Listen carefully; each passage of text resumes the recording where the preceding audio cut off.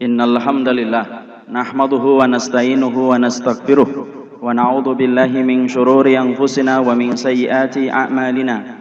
May yahdihillahu fala mudilla lahu wa may yudlil fala hadiya lahu. Asyhadu an la ilaha illallah wa asyhadu anna Muhammadan abduhu wa rasuluhu.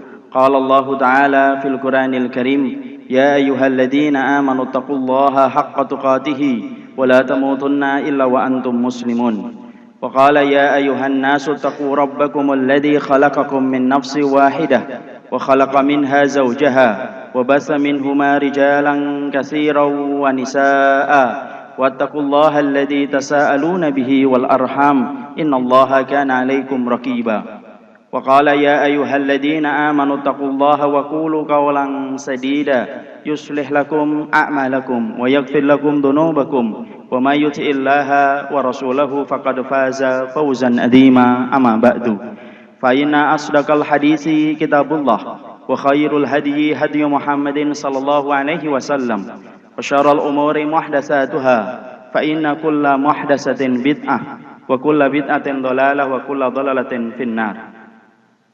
Jamaah salat Jumat yang semoga Allah rahmati dan Allah berkahi.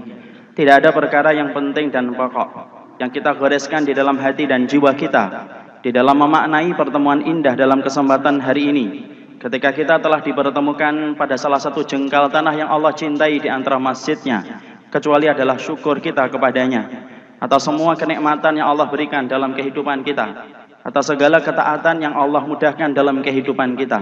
Sesungguhnya tidak ada satu ketaatan dan ibadah yang kita selenggarakan bukan karena hebatnya kita dalam iman, bukan pula karena hebatnya kita dalam takwa, tapi sesungguhnya setiap inci ketaatan kita dan ibadah yang kita selenggarakan merupakan bagian dari hebatnya Allah menolong orang yang beriman. Itulah yang menjadikan kita senantiasa bersyukur, karena sesungguhnya siapapun di antara manusia yang disibukkan oleh Allah di dalam kebaikan, Allah mudahkan ia melakukan ketaatan, maka sesungguhnya tidak ada tempat bagi dia memuji kecuali adalah Allah. Dan kita berharap dengan untaian pujian yang kita berikan kepadanya, Allah tidak meninggalkan kita walaupun sekejap mata. Kepadanya kita bersyukur dan kepadanya kita menggantungkan segala urusan dalam kehidupan kita. Salawat dan salam marilah kita berikan kepada Nabi kita Muhammad sallallahu alaihi wasallam, seorang nabi dan seorang rasul yang sempurna dan paripurna yang diutus oleh Allah dalam kehidupan. Dipanjangkan umurnya selama 63 tahun bukan tanpa sebab. Dihidupkan selaku manusia sebagaimana kita selaku manusia bukan tanpa tujuan. Tetapi diutusnya Rasulullah dalam kehidupan kita menjadi contoh yang tidak perlu bagi kita mengkorek-korek contoh yang lainnya dari selain Rasulullah SAW. Karena sesungguhnya saya dan antum diperintahkan untuk mencintainya. Dan mencintai bukan hanya menjadikan kita fasih berselawat kepadanya, tetapi yang paling penting di dalam kita mencintainya adalah bagaimana kita mengikuti setiap inci kehidupan yang telah dilihatkan dan telah dicontohkan oleh beliau. Fa innal muhibba liman yuhibbu muti'un. Sesungguhnya orang ketika telah benar cintanya, maka dia jujur mengikuti orang yang dia cintai. Hakikat cinta kita kepada Nabi bukan hanya memuji bagaimana keindahan akhlaknya, tetapi hakikat cinta kita kepada Nabi, hakikatnya terletak bagaimana kita mengikutinya. Semoga kita senantiasa berselawat kepadanya, diiringi dengan ikhtiar tanpa henti dan tanpa cuti, untuk menyelaraskan kehidupan kita dengan apa yang dicontohkan oleh Rasulullah, dan tidak perlu bagi kita mengkorek-korek dan mengais-ngais dari kehidupan selain dari kehidupan Rasulullah SAW. Jamaah salat Jum'ah yang semoga Allah rahmati dan Allah berkahi. Ada sebuah hadis yang patut untuk saya sampaikan di dalam kita memulai khutbah dalam kesempatan hari ini.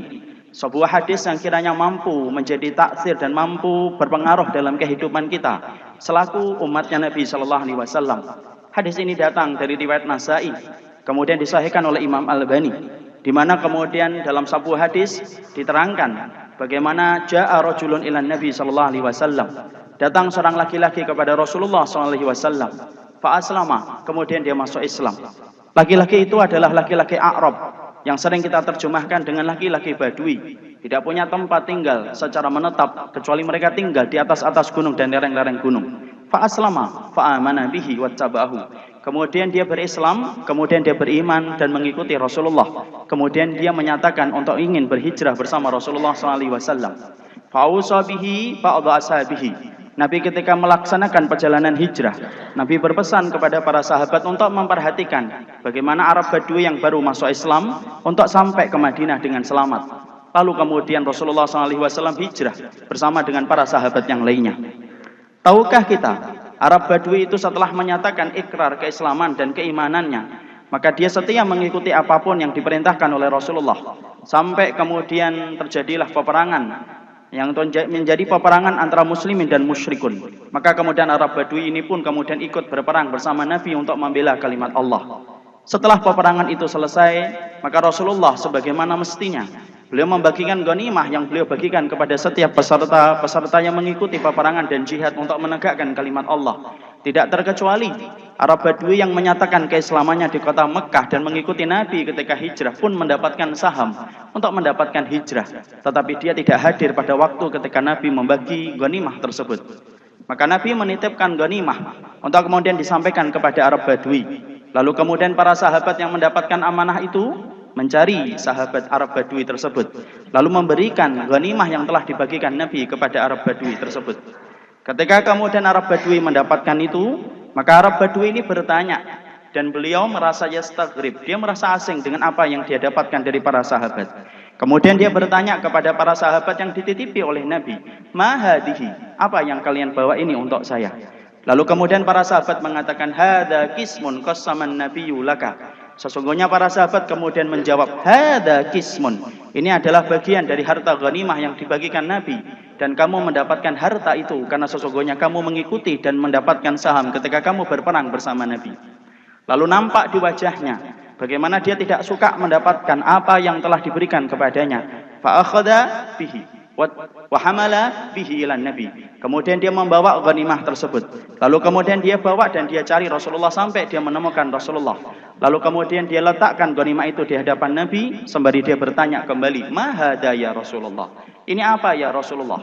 Kemudian Nabi menjawab kepada Arab Badui, "Hadza qismun qassamtu laka." Ini adalah hakikat ghanimah yang aku bagikan kepadamu karena sesungguhnya kamu mengikuti peperangan dan kamu berhak mendapatkan saham dari peperangan ini.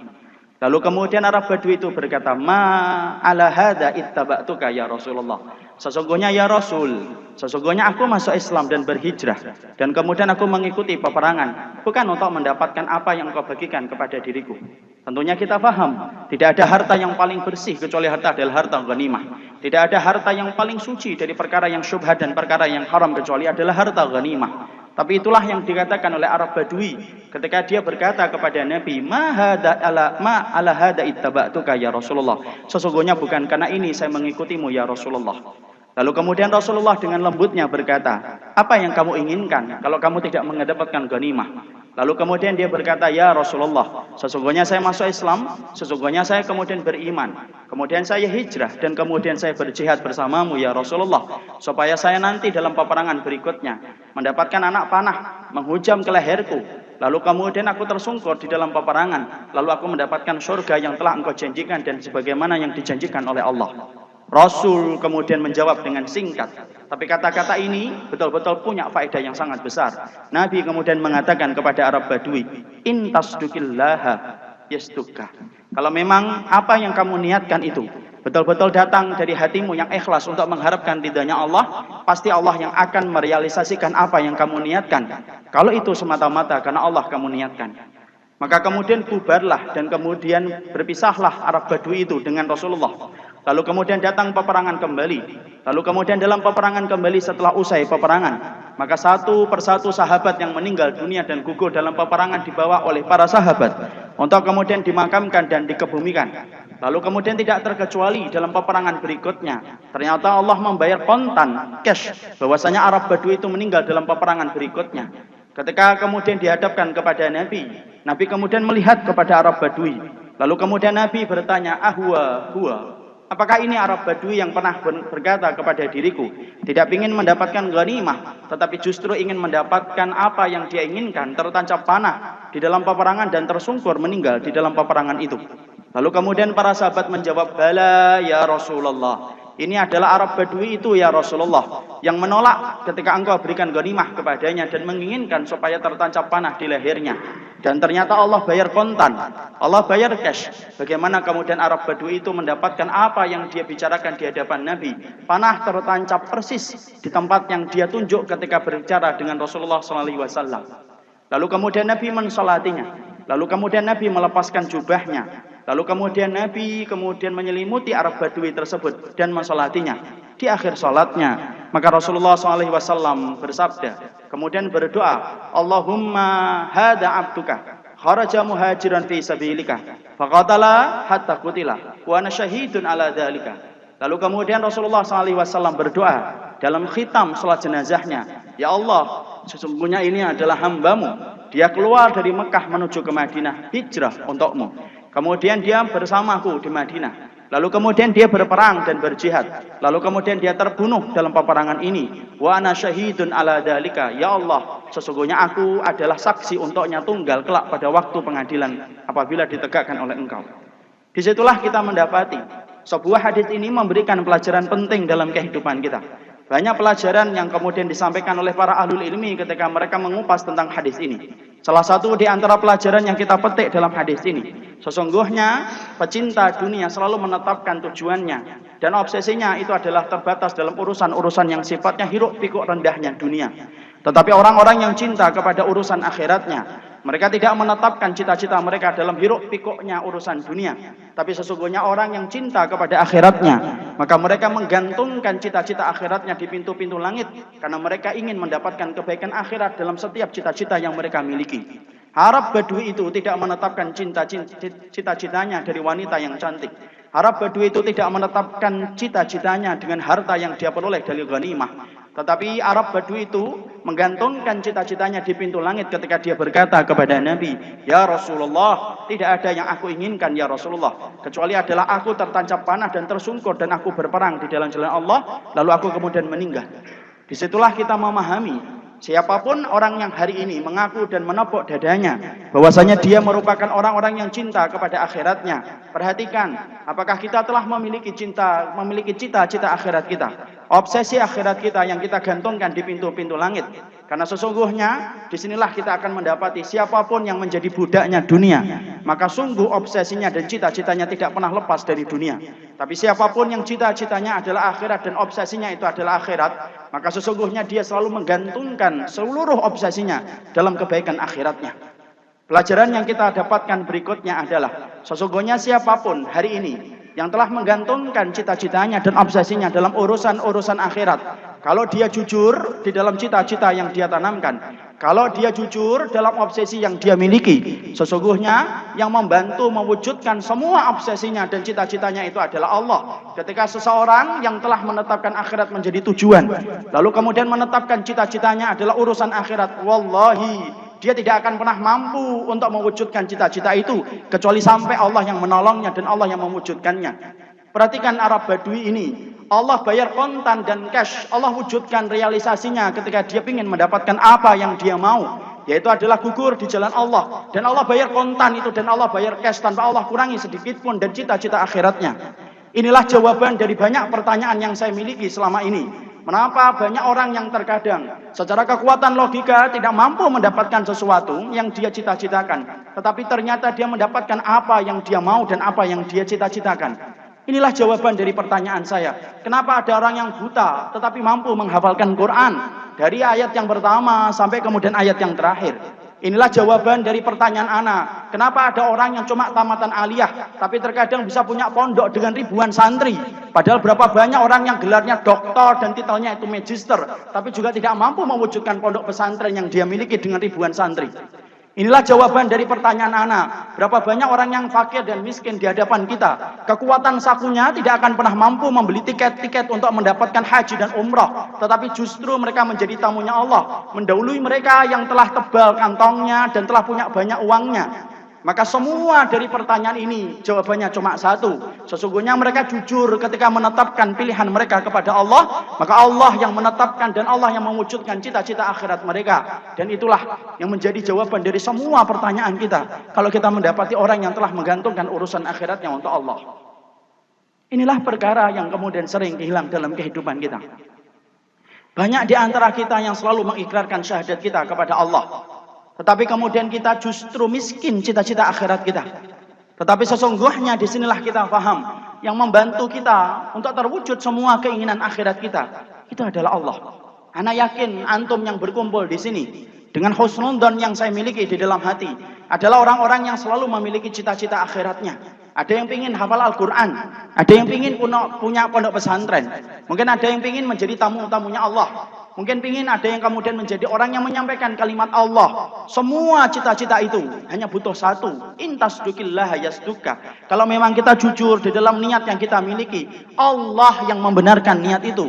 Siapapun yang jujur bersama Allah, maka Allah adalah zat yang paling paripurna untuk menghargai setiap kejujuran kita bersamanya. Inilah yang menjadikan kita hari ini ketika kita bersama-sama untuk memperjuangkan Islam, menegakkan agama Allah di atas muka bumi ini, maka sesungguhnya perjalanan ini akan terkotori ketika setiap orang yang menetapkan tujuannya bukan karena Allah, dan dia tidak ikhlas ketika menetapkan itu karena Allah. Inilah yang menjadikan kita akhirnya paham kenapa Allah belum memenangkan agama ini di atas agama-agama yang lainnya. Mungkin salah satunya karena niat yang bertengger di hati kita bukan semata-mata untuk Allah, tercampur niatan duniawi, tercampur ambisi-ambisi materi dan duniawi, dan terambisi-ambisi kekuasaan yang menjadikan akhirnya Allah belum mewujudkan apa yang kita niatkan ketika kita belum jujur kepada Allah dalam segala niat yang kita miliki. Inilah pula yang menjadikan kita senantiasa memperhatikan tidak ada kekuatan yang paling besar yang kemudian kita miliki ketika menjadi hambanya Allah, kecuali adalah memperhatikan bagaimana kekuatan hati kita ketika ikhlas.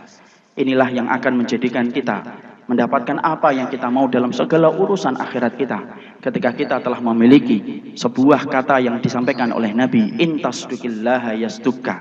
Kalau kamu jujur terhadap apa yang kamu niatkan, maka sesungguhnya Allah yang akan menyampaikan dan Allah yang akan mewujudkan semua cita-cita akhiratmu.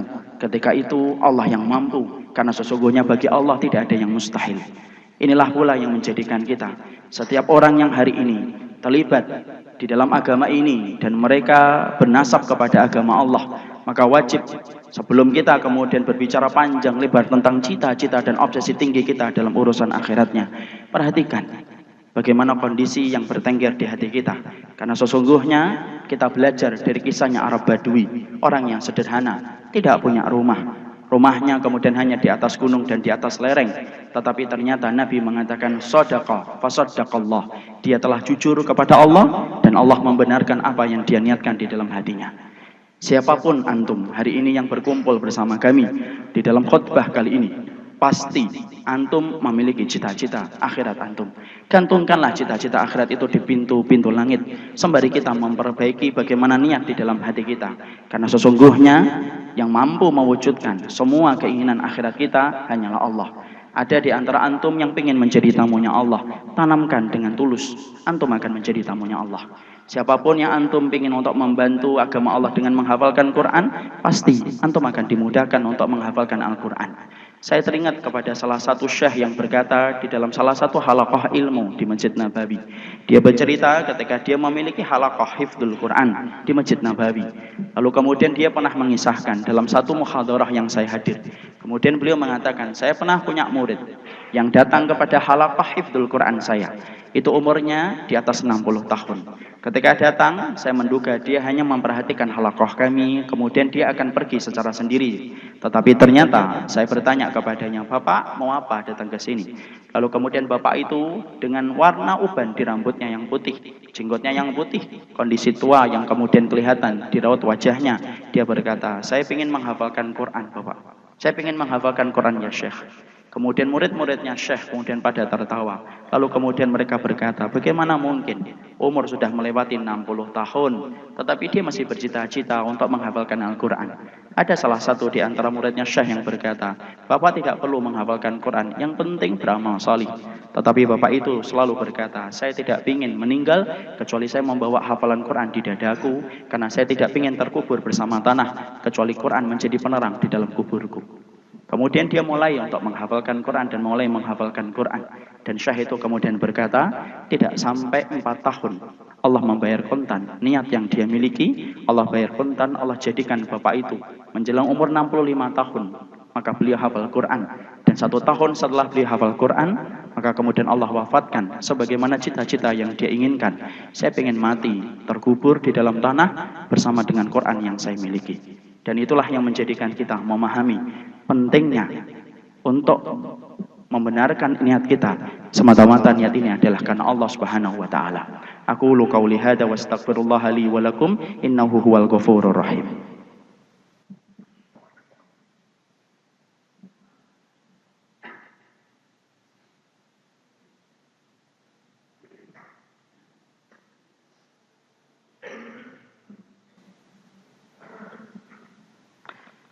Innal hamdalillah wassalatu wassalamu ala Rasulillah wa ala alihi wa sahbihi wa man tabi'ahum bi ihsan ila yaumil qiyamah. Jamaah yang semoga Allah rahmati dan Allah berkahi. Sesungguhnya di dalam khutbah yang kedua, saya cuma ingin menyampaikan dan menukil dari apa yang disampaikan oleh Bara' bin Azib. Bara' bin Azib pernah kemudian mengomentari kehidupan para sahabat, satu bangsa yang telah dimuliakan oleh Allah. Satu bangsa yang asalnya penggembala kambing, tapi tidak sampai 100 tahun mereka telah menguasai peradaban dunia. Romawi kemudian takluk di dalam peradaban Islam. Persia takluk dalam peradaban Islam 2 tahun setelah Rasulullah Shallallahu Alaihi Wasallam wafat.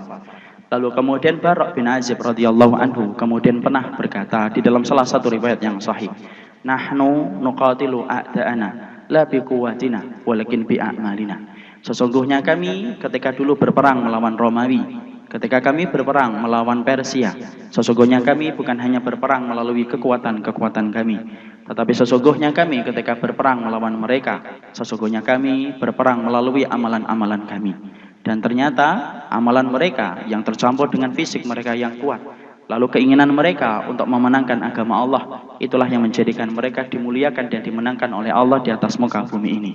Kalau kita bicara amal, mari kita buka di dalam kitab Tazkiyatun Nufus. Tidak ada amalan yang paling penting kecuali amalan hati yang paling penting adalah mengikhlaskan apapun yang kita miliki untuk Allah. Dan inilah yang menjadi sumber kemenangan. Sebelum kita berbicara tentang dakwah, sebelum kita bicara tentang amar ma'ruf nahi mungkar, sebelum kita bicara tentang masalah Quran, sebelum kita bicara tentang masalah yang berkaitan tentang urusan agama ini, bicaralah dengan hati kita. Apakah niat yang telah kita miliki tulus karena Allah ataukah tidak? Siapapun yang telah tulus memberikan niatnya karena Allah, ketika dia jujur kepada Allah, Allah akan bayar kontan dalam kehidupan di dunia, dan Allah bayar kontan dalam kehidupan di akhiratnya. Karena siapapun yang tulus karena Allah, maka tidak ada yang mampu memberikan perlindungan kecuali adalah Allah, dan tidak ada yang mampu mewujudkan kebaikan dia kecuali adalah Allah. Semoga kita bukan hanya pandai bicara tentang masalah kemenangan, bukan hanya pandai bicara tentang dakwah, bukan hanya lihai ketika bicara tentang amar ma'ruf, dan bukan hanya pandai ketika bicara tentang cita-cita akhirat kita, tetapi yang paling penting bagaimana kita bermuamalah dengan hati, meluruskan niat kita, membenarkan niat kita, dan itulah yang akan menjadikan kita dimenangkan oleh agama Allah. Hari ini kalau kita melihat ada orang yang buta hafal Quran, husnudon akhi, dia telah jujur kepada Allah dan Allah bayar, Allah berikan kepadanya Quran. Kalau antum pernah melihat tukang becak tetapi mampu melaksanakan haji, padahal antum dan saya mungkin uang kita lebih banyak daripada dia, tetapi antum ternyata belum menjadi tamunya Allah. Kenapa ada tukang becak yang mendahului antum ketika melaksanakan haji? Mungkin karena dia jujur menetapkan niat itu karena Allah, digantungkan di pintu langit dan Allah panggil dia menjadi tamunya Allah. Kalau antum pernah melihat ada seorang teman antum, dulunya teman antum di waktu SD, teman antum dulu di waktu MTS, tetapi sekarang dia mampu menguasai kemudian dan mampu memiliki pondok pesantren dengan ribuan santri.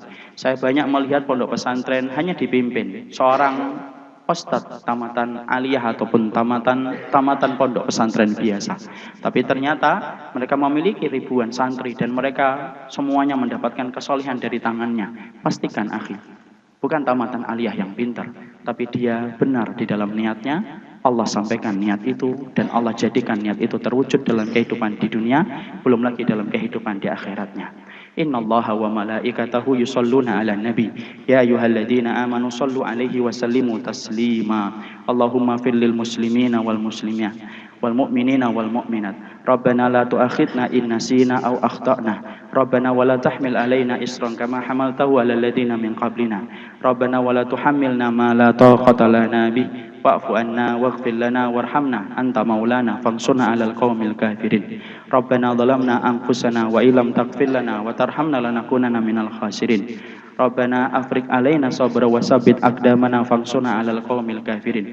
Allahumma ahlikil kafarata wal musyrikina a'da'aka a'da'ad-din. Allahumma mazzik jam'ahum wa zalzil aqdamahum wa alqi fi buyutihim nara wa alqi fi buyutihim nara wa alqi fi buyutihim nara. Allahumma ahlikil kafarata wal musyrikin a'da'aka a'da'ad-din. Allahumma mazzik jam'ahum wa zalzil aqdamahum wa alqi fi buyutihim nara wa alqi fi buyutihim nara wa alqi fi buyutihim nara. Allahumma ansuril mu'minin al mustad'afina fi kulli makan. Allahumma ansuril mu'minina al mustad'afina fi kulli makan. Allahumma ansuril mu'minina al mustad'afina fi kulli makan. Allahumma inna nas'aluka ilman nafi'an wa rizqan thayyiban wa amalan mutaqabbalan. Allahumma inna na'udzubika min ilmin la yanfa wa qalbin la yakhsha wa du'ain la yusma nafsin la tasba. Wa sallallahu ala nabiyyina Muhammad walhamdulillahi rabbil alamin. Aqimissalam.